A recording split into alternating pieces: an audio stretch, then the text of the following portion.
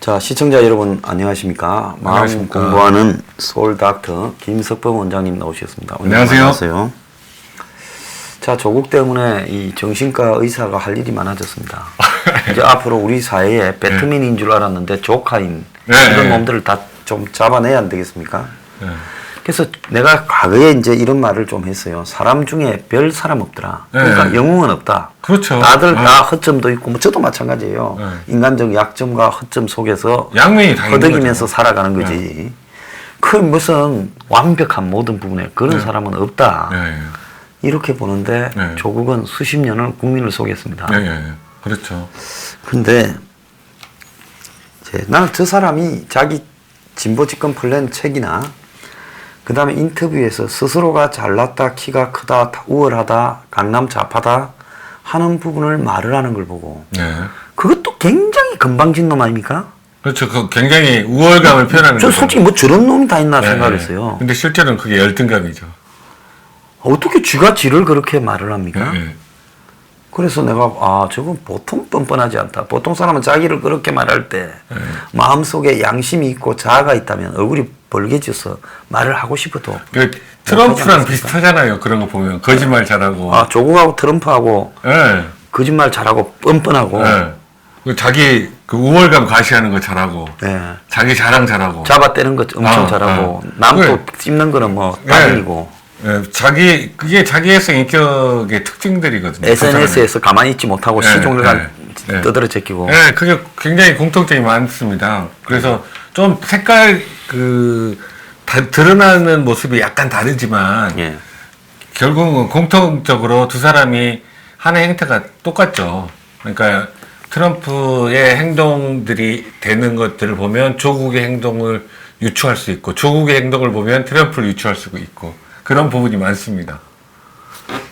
그러니까 이 조국이 지금 문에 접근해서 뭐 검찰 개혁이라는 말을 내걸어서 문이 혹하게 과거에 이제 노무현 트라우마에 있는 문이 혹하게 물게 만들고 그래서 2012년부터 붙었다가 이번에 이제 이 문이 그러니까 이번에 2017년 대선에서 지난 정권을 촛불로 몰아내고 일찍 잡아가지고 문이 집권하고 거기에 조국이 이제 민정수석으로 들어갈 때 사실은 이제 조국이 그로부터 2년 한 2개월 동안에 문재인이나 김정숙을 완전히 정신적으로 막 홀딱 홀려버렸다.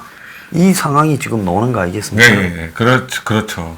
그러니까 이제 그 상대방을 이렇게 제가 이야기했지 않습니까?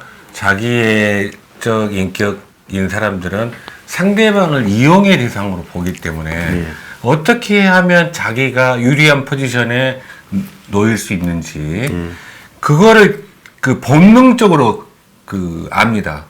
그래서 상대방이 좋아하는 거를 다 하는 거죠. 상대방이 좋아할 수 있는 걸. 근데 그 대신에 또 상대방을 공격할 때 곤모술수적인 측면도 아주 잘해요. 그러니까 상대방을 사람으로 보는 게 아니라 이용 대상으로 보기 때문에 상대방을 대상으로 공작을 꾸미는 것도 아주 잘하거든요. 근데 이제 조국이 굉장히 강력한 라이벌을 두고 있었어요. 정권 초반에. 아마 문 정권이 시작당할 때의 권한은 임종석이 셌고 조국은 임종석보다는 약한 뭐 부산파의 하고의 좀 관계가 있는 일종의 임종석을 견제하는 위치에 서열로 따지면 한 3위 뭐 이 정도로 시작했을 거라고 봅니다. 그러지 않습니까? 그렇죠. 그런데 이제 임종석도 탁월하니까 문파도 아니고 문의 원래 참모도 아닌데 낚아챘잖아요. 그렇죠. 그래서 임종석이 한때 비서실장으로 나이도 어린데 휘둘렀지 않습니까? 대단한 권력을.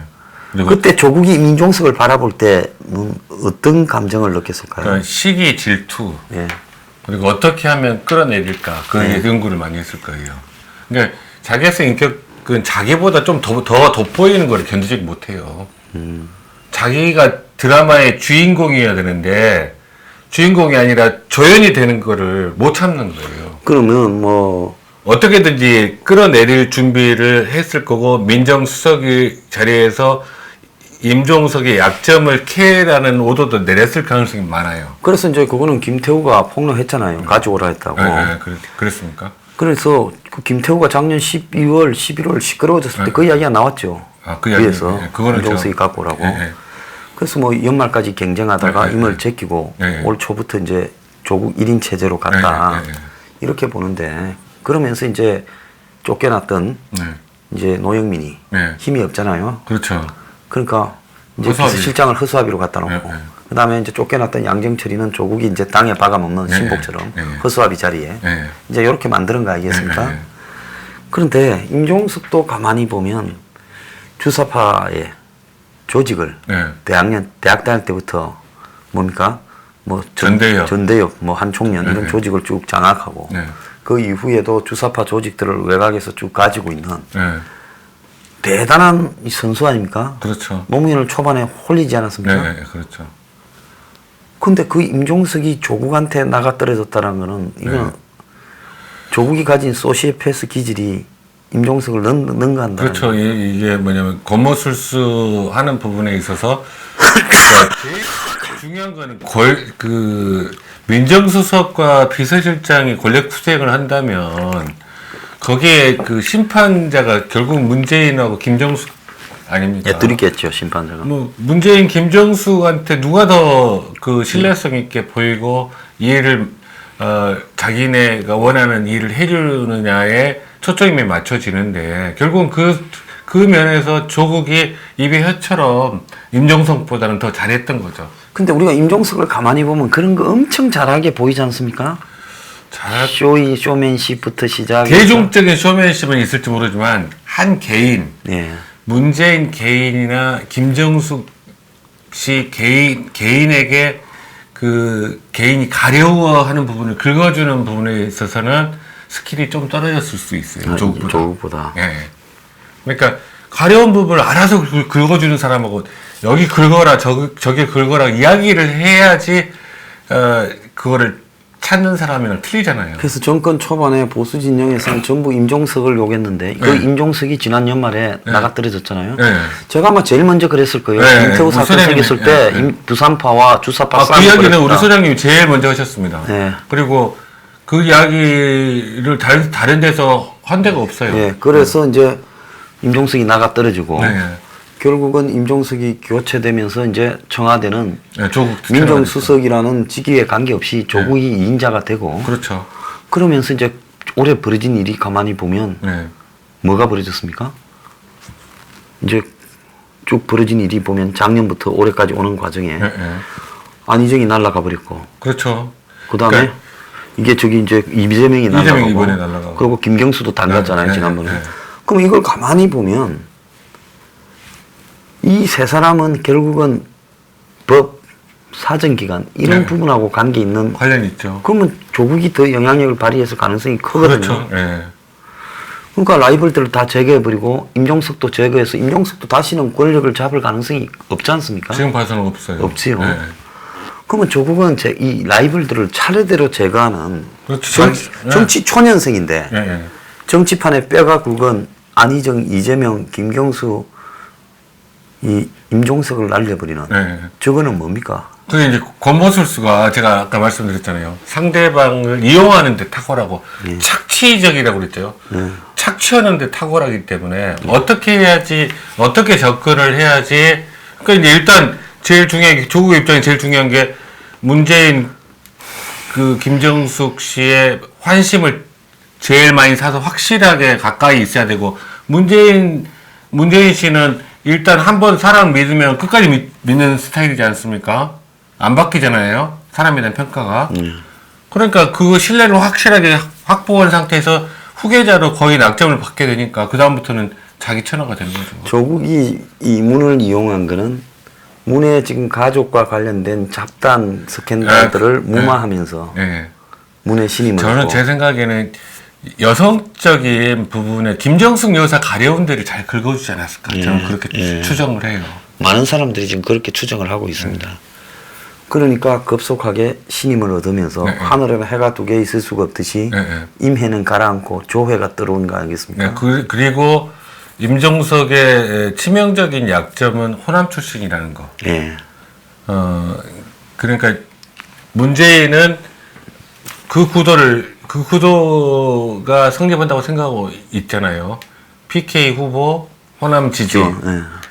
그러면 우리가 다음 선거, 다음 대선도 잡는다라는 구상을 가지고 있기 때문에 거기에 굳어져 있는 상태이기 때문에 임종석은 본인은 야심이 있지만 그 문재인 대통령 입장에서는 처음부터 임종석은 후계자로 생각지도 않았을 것 같아요. 그러면 임종석이 그간에 문이 뭐 저녁에 이럴 때마다 뭐 갑자기 막걸리 뭐 파티를 하고 일주일에 한두 번씩 이낙연이 떨어가고 뭐 이래 그는 다 헛거다 그죠? 네, 그거는 후계하고는 전혀 관련이 없는 걸로 보이죠. 자, 그러면 조국은 지금 이 권력 투쟁에 관한 과정이나 저 문 부부의 신임을 얻는 과정에는 탁월한 능력을 발휘했는데 자기가 지금 코너에 몰리면서 검찰의 칼날을 피하는 과정에는 굉장히 어설퍼요. 다 들키지 않습니까? 그게 이제 뭐냐면 조국의 가장 큰 약점은 제가 사람과 깊이 있는 관계를 맺는 데 문제가 있기 때문에 전부 비상적으로 관계만 맺는다는 거죠. 그렇기 때문에 아래 자기한테 충성을 하는 그 신복들을 만드는 능력이 없는 거죠. 그리고 그 신복을 만들어서 그러니까 리더십을 발휘하는 그런 일을 해본 적도 없고. 그러니까 그 시민단체 참여연대 시민단체도 실제로는 자기 신복을 만드는 그런 게 아니지 않습니까? 자기 혼자 개인 플레이고 또 민정수석 자리도 실제로는 본인이 뭐 참 그 아래 사람들 잘 리더십을 가지고 했으면 김태우 같은 일도 없었겠죠. 그래서 이제 재밌는 게 그 김태우 이야기에 보면 4번 회식을 했대요. 4번 중에 3번을 조국이 스파게티를 좋아해서 와인 이태리 식당에 가서 와인 먹으면서 회식을 했다지 않습니까? 그러니까 대부분 40대 중후반 50대인 그 민정수석실의 그 일선 정보관들 짜증나죠. 검찰 출신 뭐 저기 국정원 국정원 요즘 안 가니까 모르겠습니다. 자관 국세청 출신 뭐 이런 사람들을 모아놓고 그 사람들은 그야말로 고깃집에서 소주 마시면서 하는 대부분의 사람은 틀린 거죠. 그런 건데 그 자리에 이태리 식당에 가서 스파게티를 먹으면서 와인을 가지고 건배했다는 거 아닙니까? 그 장면이 좀 그로테스크 하더라고요. 그 김태우가 그거 썼더라고. 그래요? 그게 자기 중심적인 면모를 보이는 거겠어요? 그렇죠. 자기가 좋아하는 거 위주로 한 거죠. 아니 회식을 하면 나야 어디든 가서 누구든 만나자는 사람 조국쯤 되면 만나서 밥 먹자는 사람 줄 서지 않겠어요? 그렇죠. 그리고 대부분이 어리 만나자 하지 않겠어요? 그러면 조국은 좋은데 뭐 사내 진미는 지가 얼마든지 먹을 거고 그러면 밑에 시켜서 이인글이나 특감 반장 시켜서 그러면 사람 애들이 어디 가서 먹기를 원하느냐 어디 갔으면 좋겠냐 뭐 고깃집에 가서 갈비라도 먹으면 제일 좋지. 그러면 갈비집 예약해. 이래야 될 건데 스파게티 집으로 갔다라는 거는. 그러니까 그 부하 직원들이 이렇게 자기 팀워크를 만들어서 자기가 이끌 생각을 않고 그냥 부하 직원은 그냥 이용 대상인 거죠. 그래서 이제 건배사가 조국을 위하여 뭐 민정아 사랑해 이랬다는 거 아닙니까? 사랑 욕할 뻔했습니다. 아무튼 그 트럼프하고 조국하고 항상 우리 시청자분들께서 트럼프의 행동하고 조국의 행동이 결은 다르지만 비슷하다는 생각을 가지시고 한번 비교해 보십시오. 재밌으실 겁니다. 트럼프가 뭐 스코틀랜드 북부에 뭐 자기 골프장이 있어서 미국의 무슨 미군 수송기가 지나갈 때마다 거기에 자격하게 해서 비용 부담을 시킨다고. 그래서 비용이 엄청 나왔다 그러고. 뭐 꼼꼼하게 자기 돈 챙기잖아요. 내년에 G7 회의를 플로리다 자기 골프장에서 한다 해갖고 국가에 각종 세금을 생기가 지 골프장 매출을 올리는. 그러니까 꼼꼼하게 조국도 보십시오. 굉장히 뻔뻔한 좀 말이 안 되는 짓거리를 하거든요. 조국도 이번에 연대 정형외과에 다니고 있는 아들도 조교 장학금을 매달 250만 원씩 챙겼어요. 아들도, 딸도 장학금을 챙겼지만 아들도 250만 원. 그 돈이 생길 수 있는 건 다 꼼꼼하게 알뜰하게 다 챙긴 거예요. 그리고 이번에 그 보십시오. 민정수석 나오고 서울대 뻔히 법무부 장관 임명된다는 거 알면서 서울대 복직 신청을 해가지고 뭐 900만 원. 그 뭐야 한 달 월급. 한 달 월급에 거의 2달 월급 가량에다가 추석 보너스까지 다 챙겼지 않습니까? 그러니까 공무원은 한 달만 일해도 그 다음 달 뭐 월급이 나온다면서요. 근데 보통 저 정도 되면 남을 생각해서라도 남을 생각 못 해요. 저렇게 안 하지 않습니까? 배려를 하는 게 전혀 없어요. 배려를 못 해. 와, 정말. 그러니까 트럼프도 배려를 전혀 안 하기 때문에 주변 그 참모들이 견디지를 못하고 그만두는 거죠. 그리고 실제로 정상적인 사람이라면 해고 통보를 하더라도 트위터에다 그거를 올려서 알리는 거 쫓아내면서 욕하고. 그러는 건 아니잖아요. 보통 인간의 관계에 있어서. 둘이가 비슷한 측면이 있다. 비슷한 측면이 많습니다. 그리고 아무튼 자기 자신의 이익을 위해서는 수단과 방법을 안 가리는 거니까요. 근데 이제 이번에 보면 저런 조국을 갖다가 법무장관 앞에 이 사무실 앞에 이걸 피켓을 두고 조국 뭐 장관 사랑해요 하고 그 앞에 가서 촛불 들고 밤에 집회하고 그리고 무슨 뭐 내가 조국이다. 아니 내가 도둑놈이라고 하는 놈 처음 봤어요. 그 검색어 조작하고 그러니까요. 그 조국 옹호하는 댓글을 쓰면서 다 음모라고 하는 이 대깨문이고 이것들을 대가리 속에는 뭐가 들었습니까? 그러니까 저는 이제 한마디로 망상이라고 이야기할 수도 있고 그다음에 또 집단 체면 상태라고 이야기할 수 있습니다. 집단 체면. 그러니까 집단 체면이라는 건 거의 사이비 종교 수준에 가야 그렇죠. 집단 체면이 있다는 거죠. 근데 집단 체면이란 거는 집단 체면이 잠깐은 됐다가 안 될 수도 있잖아요. 집단 체면이 유지되게 하는 가장 중요한 게 집단 체면이 일단 걸렸잖아요. 그러면 거기에 그 주장에 대해서 믿게 하는 의미와 맥락을 계속 제시해주는 그룹이 필요하거든요. 그 그룹이 각 맘카페에 다 있어요, 사람들이. 그러니까 전국적으로 한 100여 명 있다라는 설도 있는데 그 사람들이 그 이론을 만들고 그 현재 상황 분석에 대해서 그 집단 체면에 계속 유지되게 하는 그런 논리를 개발해가지고 퍼뜨리면 그게 전체한테 다 퍼지는 거거든요. 이 방송 보시는 맘카페분요. 저는 이성을 가지고 보수나 또 무슨 뭐 좌파를 자처하는 사람들에 대해서 객관적으로 다 비판하고 있습니다. 그런데요. 지금 우리 원장님이 이야기하는 이런 맘카페가 조국 비판했다고 사람을 쫓아내고 이 와중에도 조국이 잘못했을 리가 없고 다 음모다라고 주장하는 사람은 당신들 머릿속이 썩어 문드러지지 않았느냐. 그러니까 집단 체면 상태라고 의심해 봐야 돼요. 그러니까 집단 체면이 어떻게 걸리냐면 그러니까 자기가 호감을 가지고 믿어왔던 그룹이어야 돼요. 제일 처음에는. 근데 믿어왔던 그룹에서 어떤 정치적인 주장을 했을 때 그 논리적인 주장이 있지 않습니까? 나름대로. 거기에 그 의미를 부여를 하는 거예요. 의미가 자꾸 반복돼서 이 사람들은 올바른 이야기를 하고 정직하게 좋은 이야기를 하고 좋은 사람들이라는 생각을 강화시키면서 그런 맥락이 형성되거든요. 맥락이 일단 형성되면 체면이 된 상태예요. 근데 맥락이 깨지려면 어떻게 되냐면 외부에서 그런 그 이론이라든지 그런 부분에 대한 그 논리가 계속 들어오지 않으면 그 맥락이 깨질 수가 있어요. 다른 증거들이 자꾸 제시되니까. 그래서 집단 체면에서 벗어날 수 있는 가장 중요한 키는 비판력이 있어요. 비판력이. 체면을 잘 안 체면을 우리가 걸잖아요. 체면을 걸 때 체면을 안 걸리는 사람은 내가 체면에 안 걸려야 되겠다. 이 사람 못 믿겠다. 체면술사를 못 믿겠다. 그러면 일단 체면을 잘 안 걸려요. 예.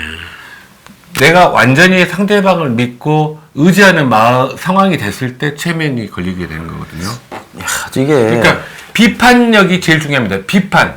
이게 옳고 그른지 그냥 무작정 그게 옳다라고 따라가는 상태가 아니라 이게 진짜 옳은 걸까라고 한번 생각을 자꾸 해봐야만 그 집단 체면에서 벗어날 수 있다는 것이 굉장히 중요한 키니까 주변 이 부분을 항상 말씀해 주십시오.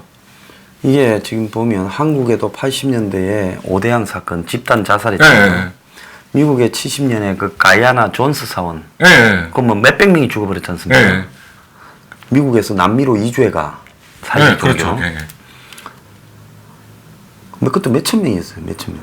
그 집단 체면이 얼마나 무섭냐면요. 그 오대양이 그렇게 해서 다 죽고 살아남은 사람들이 또 똑같은 유형의 또 그러죠. 그렇게 한번 그런 그런 집단 체면 상태에 빠진 사람들은 또 다른 그런 걸 찾아서 그걸 반복하거든요. 근데 그 사교 같은 경우 기독교 사이비 종교들이 집단 체면을 최근에 어떤 식으로 하냐면 성경 공부를 통해서 시킵니다. 성경 공부를 하는 성경이 옳은 글이 써져 있는 글이 성경이라고 알려져 있으니까 성경을 공부를 하면서 성경을 해석하는 부분에서 이제 새로운 걸 집어넣는 거예요. 그래서 성경은 굉장히 옳은 이야기잖아요. 근데 새로 주입된 이야기도 그것도 옳다라고 생각하고 거기에 빠져버리게 되는 거죠. 그래서 미국에 이제 93년에 보면 또 텍사스 웨이코 다이파 거기도 몇십 명이 죽었어요. 그래서 이 집단 체면으로 인한 사이비 종교의 집단 자살 비슷하게 지금 이 조국을 아직까지도 옹호하고 있는 이런 집단적인 행태는 잘못이 없다라는 부분은 거의 제가 봤을 때 집단 체면 상태에 집단 체면 상태 맞습니다. 그래서 제가 이 보수 진영에도 좀 이야기를 합니다. 우리 내부에도 또 이런 게 있어요. 이런 부분들을 양쪽에서 다 정치에서 배제하지 않으면 제가 봤을 때 이건 나중에 큰 문제가 될 수 있다. 그게 항상 폭력적이 되거든요. 그게 제가요 저한테 무슨 문현동 금계 내가 그 내막을 잘 아는 위치에 있습니다. 그래서 그거 아니다. 굉장히 위험한 떡밥이다. 근데 그걸요 찰떡같이 믿고 있는 사람들을 내 주변에 많이 봤어요. 말을 해도 안 믿어요. 그러니까 비판 사고를 유지하는 게 굉장히 중요한 거예요. 그리고 좀 긴가민가했는데 한국 투자신탁 김모 씨가 무슨 동원의 손자다. 쫙 퍼졌잖아요. 근데 참 증거가 뭔지는 말밖에 없어요. 근데 동원에서 지금 고소했거든요. 그 말한 사람을요. 근데 그렇게 말을 하면 다 믿어버려요. 그러니까 우리가 항상 이게 사실인가 아닌가를 확실하게 구분하려고 했었고 사실이라고 확실하게 드러나지 않으면 그때까지는 그거를 보류를 해야 됩니다. 보류를 하면서 그 다음 상황을 지켜보려고 애를 써야지. 그게 지식인의 기본 자세입니다. 요즘 광적인 사이트들 보면 황장수가 정보력이 떨어졌다. 요렇게 말을 해요. 정보력이 떨어진 게 아니라 사태가 심각해질수록 신중하게 말하려고 하는 거죠. 그게 중요하죠. 그리고 또 방향을 주로 예측하려고 하고. 이건 내가 처음에 다들 헤매고 있을 때 검찰이 리얼로 조를 친 거라고 하지 않았습니까? 그렇죠. 그럼 판단이 중요하지. 맞습니다. 그 외에 무슨 조국다리 빨간 포로스를 나한테 여러 군데서 연락 왔어요. 근데 말 안 했지요. 잘하셨습니다. 조국다리 빨간색 포로스를 타고 다닌다고 제 입에서 나가는 순간에 아마 저쪽에서는 저를 걸었을 거예요. 근데 조국다리 빨간색 포르쉐를 타고 다니고 안 타고 다니가 이 일에 뭘 결정적입니까? 증거가 있어야죠. 증거. 자, 문재인의 문현동 금괴를 증거가 어디 있습니까? 근데 왜 다 믿습니까? 그러니까 이 대한민국의 정치가요 저질화되어 갈수록 좌우에서요 이렇게 집단 체면에 걸린 사람들이 있어요. 우리가 그거 탈출해야 됩니다. 그게 뭐냐면 집단 체면이라는 게 이제 어렵게 생각하지 마시고. 그러니까 레이코프가 그 코끼리 이야기를 했지 않습니까? 코끼리를 말하지 마. 공화당을 상징하는. 그게 같은 이야기예요. 집단 체면이. 프레임을 건다. 그것도 집단 체면이거든요. 그러니까 프레임에 사로잡히지 않으려면 우리는 어떻게 해야 되는가? 항상 깨어 있어야 된다. 깨어 있어야 된다는 거는 비판 능력을 유지한 상태로 이게 진짜 옳은가 거짓인가라는 거를 항상 예민하게 촉각을 세우고 바라봐야 된다는 겁니다. 예. 자, 그래서 우리가 지금 이 조국 문제를 겪으면서 다들 조국 개인에 대해서 비판하고 패는 부분은 누구든지 할 수 있어요. 그렇지만 우리가 이렇게 합리적인 이성을 가진 인간이라면 조국 문제에서 나타나는 저 집단 체면이 네. 나도 그럴 수 있고 이거는 진영을 넘어서서 네, 누구나 그럴 수 횡행하고 있다라는 게 한국 사회의 지금 네. 현실이다라는 거. 그러니까 우리 시청자분들께 우리가 하루를 살면서 의식을 가지고 판단하는 시간이 얼마나 짧은지 아시겠습니까? 네. 대부분 무의식적으로 움직여요. 그 무의식적으로 움직이는 시간들을 줄이려고 애를 써야만 의식의 시간이 좀 더 늘어납니다. 예. 근데 실제로 무의식적으로 움직일 수밖에 없는 게 어마어마한 외부 감각 정보가 어마어마한 양이 들어오거든요.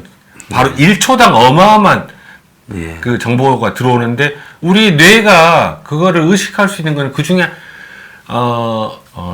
1000만 분의 1 정도나 될까 말까 해요. 예. 우리가 실제로 인식할 수 있는 거는. 예. 그래서 대부분 무의식적으로 작동을 하는 거예요. 예. 근데 어떤 판단을 할 때, 그러니까 더 조심해야 되는 거죠. 어떤 판단을 할 때, 의식이 깨어있는 상태에서 판단을 하려고 애를 써야 됩니다. 혹시 내가 지금 이걸 믿고 있는 게 무의식적으로 믿고 있는 거 아닌가? 습관적으로 믿고 있는 거 아닌가? 그 생각을 하셔야 됩니다. 오늘 현직 판사 부장 판사 한 분이 유시민이의 그 조국과 관련된 발언을 공개 저격을 했습니다. 자, 검찰 장난에 대비해서 정경심이 컴퓨터를 전부 복사본을 떠올라 했다. 네. 그래서 뺐다라는 거예요. 네. 자, 희한한 논리예요. 기록은 모두 보존되고 조작이 불가능하다고 네. 좀 정신 차리다. 네. 이쯤 되면 막가자는 거냐고 네. 유시민을 이야기했습니다. 자, 유시민 같은 사람은 세상 물정을 알만한 지식인이라고 이 사람은 저는 유시민은 의도적이라고 생각해요. 예. 지금 이 상황이. 그런 사람이 이 상황에서 정파적인 이익을 얻고자 네, 예. 집단 체면에 또 약을 던지는 마약. 그렇죠, 그렇죠. 에너지를 공급해 주는 네, 거죠. 마약을 던지고 남들을 집단 체면에 계속, 걸리게 위한 예. 에너지를 공급해 정말 나쁘다고 생각합니다. 예, 예. 자, 늙으면 그냥 추하게 늙지 말고 참 다 그냥 떠납시다. 이 지구를요. 아이고, 참. 유시민 씨는 내가 이런 정도까지 추악한지 상상을 못했는데 이번에 이런 사태, 조국 사태에서 발언하는 거 보면 이 사람의 권력력은 상상을 초월하는 것 같아요. 대단합니다. 자, 여러분, 우리가 이성을 끈을 안 놓치려고 노력해야지. 네. 잠시라도 그걸 놓치는 순간에요. 예? 집단 체면에 걸릴 수 있습니다. 예, 예. 깨어 있어야 되겠다 예. 생각이 듭니다. 프레임의 노예가 됩니다. 자, 오늘 우리 좋은 말씀 감사합니다. 주말 잘 보내십시오. 예, 주말 잘 보내십시오. 감사합니다.